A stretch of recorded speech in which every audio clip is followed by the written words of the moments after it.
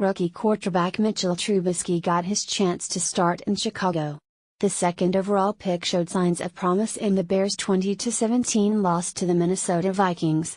Kai Forbath's 26-yard field goal in the closing seconds of the game lifted the Vikings to victory after Case Keenum replaced Sam Bradford at quarterback in the second quarter. Here's what we learned during Monday night's game: 1. Mitchell Trubisky's first career start was a mixed bag. The good Trubisky displayed the pinpoint accuracy he showed this preseason was no fluke. When the rookie rolls out and throws on the run, it's a thing of beauty. The Bears utilized the rookie's athleticism, getting him out of the pocket often, and simplifying his reads. Trubisky's athleticism allowed the Bears to diversify the playbook, utilizing more stretch runs and pocket movement. The rookie was at his best getting the ball out of his hands quickly. He made a receiver core of second fiddles nearly serviceable. The not so good, as with most rookies, however, Trubisky struggled with consistency against Mike Zimmer's defense. He missed a blitz call early, and fumbled on a sack, leading the Vikings' first points of the game. Trubisky is a marvel when the play breaks down, but missed a few throws in the pocket, and didn't stretch the field much at all. Through 3 quarters he completed just 10 of 21 passes for 102 yards, and couldn't put points on the board in the first half despite his first 4 drives getting into Vikings territory, all 4 ending in punts. Trubisky's teammates didn't help the rookie out much, picking up several costly penalties early.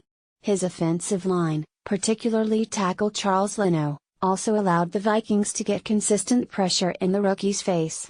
Trubisky's first career TD pass came on a would-be interception tipped into Zach Miller's hands on a rollout. It was a fitting first touchdown for the rookie. Trubisky made a brutal error when a short pass intended for Miller landed him his first interception with almost 2 minutes left in the game. To boil it down, Trubisky owns tremendous upside, and displayed why he's a clear upgrade on Mike Glennon, but has several strides to make in his development. 2. Sam Bradford's return lasted fewer than 2 quarters.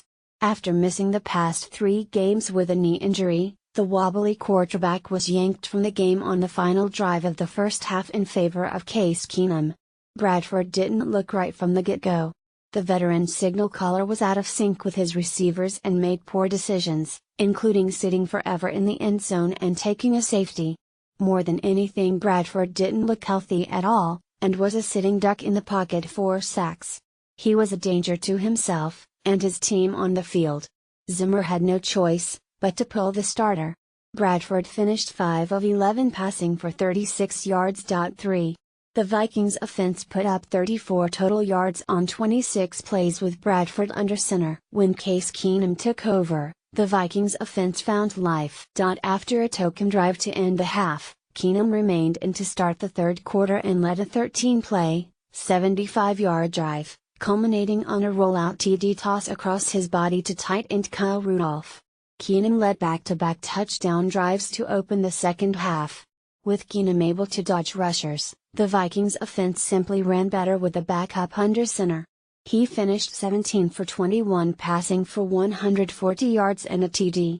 With Bradford clearly still hobbled, Keenum playing solid, and Teddy Bridgewater on a path to possibly return, the Vikings QB situation remains a murky jumble. 4.